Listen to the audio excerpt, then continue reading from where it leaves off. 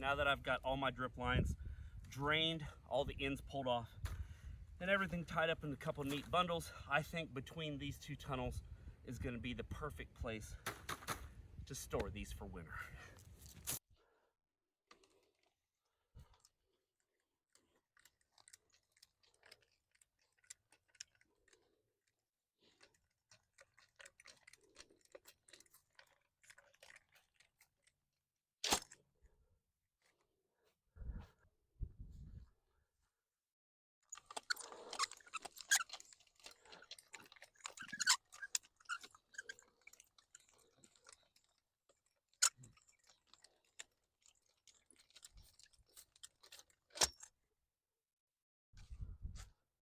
All right, as you can see, we are now in the high tunnel. We're getting ready to do a little bit of winterizing before we get the frost blankets put on. We got all the drip tape pulled from the outside beds and the ones that we did not use in here currently, depending on what you've got varieties grown in the high tunnel. Got the ends out of it, got all those lines drained. Went ahead and shut the water off to my house, shut the water off to the spigot out there, and disconnected everything. So that way, I did that earlier today to make sure all the water would drain out of those lines. Now we are getting ready to winterize the high tunnel. So I'm not saying that we're not going to hook another garden hose or the drip irrigation up, but in the next 4 to 5 days, the bottom is actually starting to drop out. It started off at 75 degrees this morning with sun. It is now 40 some degrees and it's starting to rain right now. We're supposed to be in the mid to high teens going into tomorrow morning. So definitely going to have a hard freeze in here. So we want to make sure we get everything winterized so we don't ruin our drip tapes or our hoses, because they are very expensive and really costly to replace year after year. So the only thing that I always do is I always take my, this right here goes into my drip system. We've other videos on how we built this, but all I'm going to do is kind of simple. We're just going to unhook the hose to the end of the drip irrigation. I'm going to unhook my filter regulator combo here, and I'm just going to lay it on the ground here. It's not going to hurt anything. I've actually got the micron filter taken out, and I just set it up here so it gives me, I can see it, and I know I need to put that back in. And we're just going to disconnect any garden hoses or anything you may or may not have hooked up. We're just going to leave them lay here on the ground. That way they can stay in here. They're not going to hurt anything. There is no water in these hoses. And as you can see, I don't have any water in these at all. You can do this also. You can come through here and you can disconnect your drip system and your fittings to gain air into that. I went ahead and did that earlier today also. But I do want to show you something before we get started on the frost blanket. So follow me. Of one of my beds here, and I just kind of wanted to show you what I do to finalize the winterizing here. As you can see, we do have our drip tapes here at the end of this this Tropicana bed.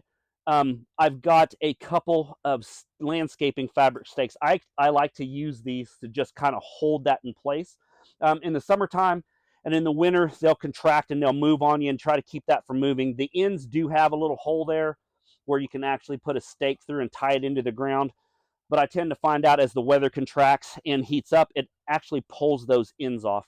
So what I'm going to do is I'm going to disconnect all of my termination points on each one of my drip lines here before we install the blankets, just as an extra insurance or a protection to make sure all the water is completely out of these lines. I have not ran this drip system for the last 4 days, so we should be safe with this, but let's just double check. So on this system here, every drip system is going to be different on your termination lines or anything. My system that I bought actually has termination lines in it. As you can see, it's a counterclockwise to tighten and a clockwise to untighten. So what we're going to do is we're just going to take these fittings off here, and if there's any water or anything in it, it will actually flow out of here. As you can see, like I said, I haven't watered in 4 days, so this system is pretty clean. So we're just going to leave these fittings here, and then we'll come back and pick them up later. All right, now let's get ready to make sure we can get these blankets on. The first thing you want to do always is you want to take your blankets out. You want to inspect them, check them, make sure there's no rips or tears or any type of critters that you really don't want to deal with, possibly that may be or may not be wrapped up inside of there, like snakes, spiders. I do get snakes in here. We get frogs. We get spiders in here. So You never know what type of little creepy crawlies may be living in that frost blanket, because it is a perfect home for them to live in. So you want to make sure you double check those, make sure there's no rips or tears or animals in it. The second thing you want to do is you want to go around and check all of your beds. Make sure there's no debris. Now, when I know there's wood chips in the walkways in my tunnel, your tunnel may or may not have that. But what I'm talking about is stakes, metal clips, tools, anything that may poke a hole into these frost blankets. You got to remember, depending on the ounce weight of frost blankets you get, the better the blanket, the more expensive it is. It actually is a commitment to the farm. It is an expense, a very high expense to the farm, and it is reusable. You can use them year after year after year. So the last thing you want to do is take a $200 or $300 blanket, rip it, only be able to use it for the 1 year, and then next year you have to buy them again. You always have to think smarter, not harder. So, I mean, I know that gets thrown out a lot, but really, when it comes to market farming or backyard gardening or anything, if you can reuse the items that you have, that just saves you money to buy cooler seeds next year or any type of things like that. So I've already walked around here. I've walked around and looked. All I really have in my pathways is a garden hose here, and that's really no big deal. It's not hurting anything. Other than that, everything is good to go. So let's talk about how to lay these blankets down. This is what I like to do, is I always try to put all of my frost sensitive items on one side of the tunnel. My blanket that you see I have hanging on the outside of the tunnel here is 100-foot long. It is 15-foot wide. My tunnel is a 20-foot wide tunnel. So, of course, that 15 wide tunnel is not going to cover this last bed and a half of greens over here. So, if you notice, I have spinach on my right-hand side, your left, and behind the camera, I have kale and another bed of spinach. Kale and spinach really, really, really like cold weather. They take to it very, very well. So we're going to cover them with a lighter row cover / agribond material, just to make sure to kind of keep the frost off them. But we're going to cover all of our higher end crops, like our salanovas, our head lettuces, our cabbages, our wildfire mixes, anything like that that's really worth some money here. We're going to try to put these on this end of the tunnel, so I can cover it with one frost blanket, and then I can have these other beds on this other side that I can cover with the frost blankets that I have.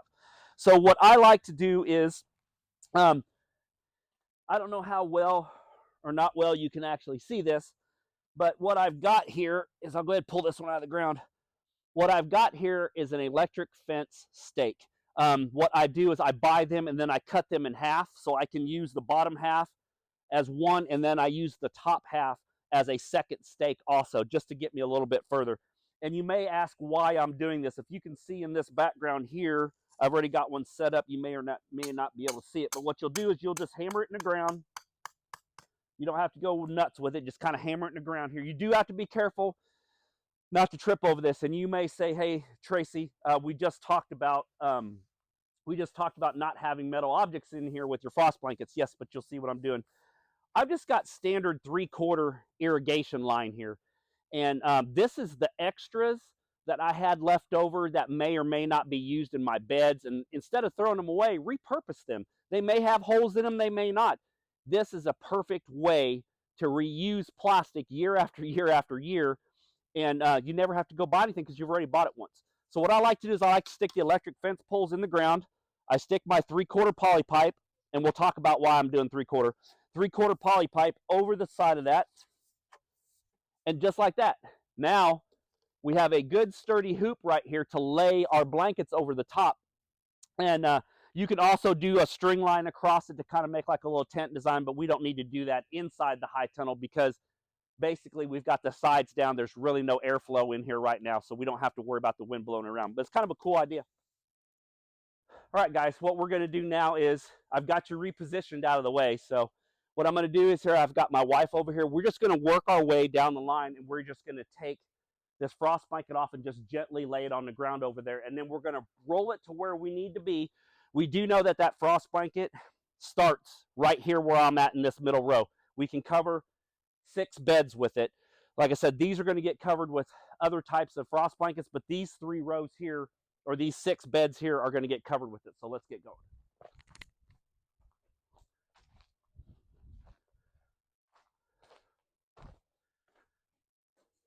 And basically this is just some parachute cord, guys, and a Tech screw with a washer, and just screwed to one of the hoops on the inside. I'm gonna carry it down.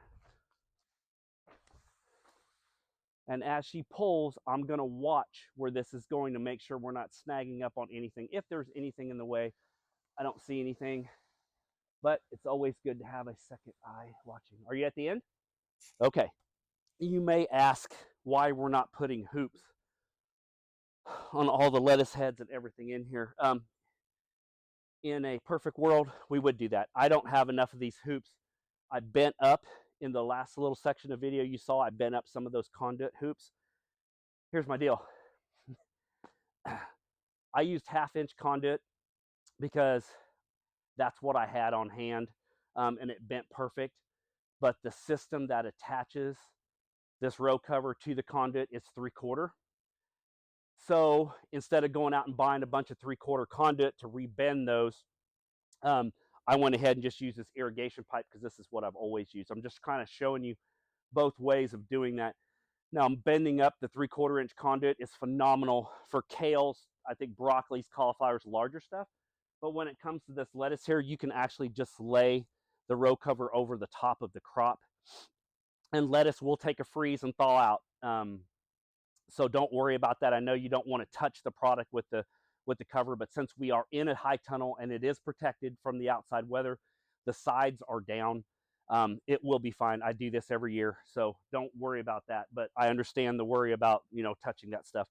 But so what we're going to do is we're going to grab that row cover there, and we're actually going to pull it together. So we're going to find, and that was the purpose of walking down the line and finding the end of this, so you can use it kind of like you're making a bed here. So what we're going to do is she's going to pull that little section there, and I'm going to walk my way down here. Hopefully you guys can see this. I'm going to walk my way down here, and all we're going to do is we're going to make a bed. It's as simple as that. This blanket is so heavy that it actually helps you use it, because it's not like that thinner stuff that likes to break and rip on you. So what we're going to do is I'm at the end of the tunnel here.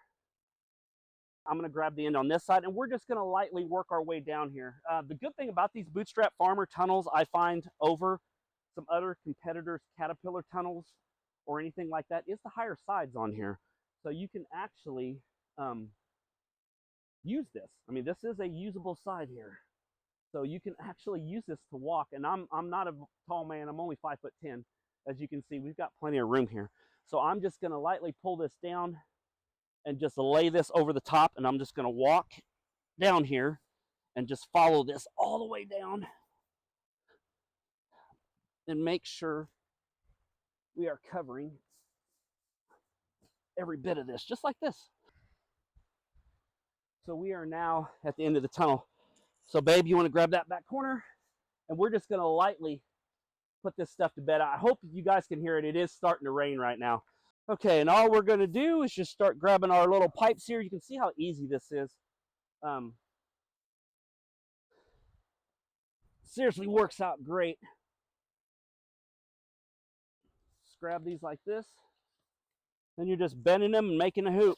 We'll grab the rest of these here, and we'll just work our way down. Hang it down. Now I'm going to show you something cool here in just a second. Let me grab it.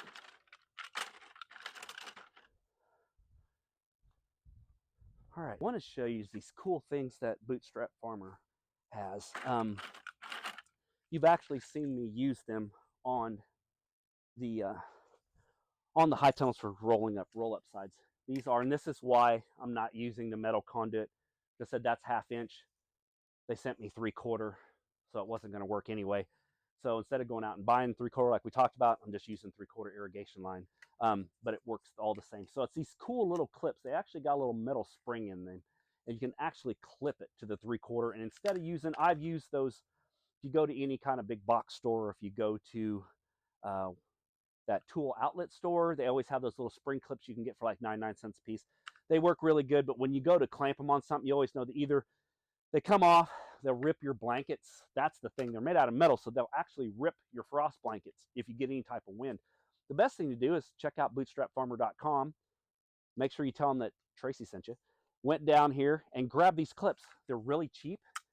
You could use them year after year after year on multiple projects, from building roll-up sides to put frost blankets up. Who knew? All right, so what we're going to do is we are going to grab our blankets just like this. We're going to pull a little bit of slack here on the end here. And then you're just going to take your clamp and you're just going to snap it down just like that. Here you go, babe. Go ahead, snap. Go ahead, go down towards the bottom there. Towards the bottom there. There you go. Snap that in. And then we're going to pull this a little tight right here, just like this. Look at that. Doesn't rip your blankets. Works out great. You ask, what are you going to do about the ends? Well, you take the end of your blanket here and you just pull a little bit of slack. I always leave a little bit. I like to just curl it up. Try to get down to the ground here, see where your end of your blanket is, and just curl up the end. Give it a couple little twists like that. Take your fancy dancy landscaping fabric staple, put this on the ground. Don't staple through your frost blanket now. Staple into the ground just like this. Push it down, push it tight. Look at that. Pulls the end of that tight. Perfect.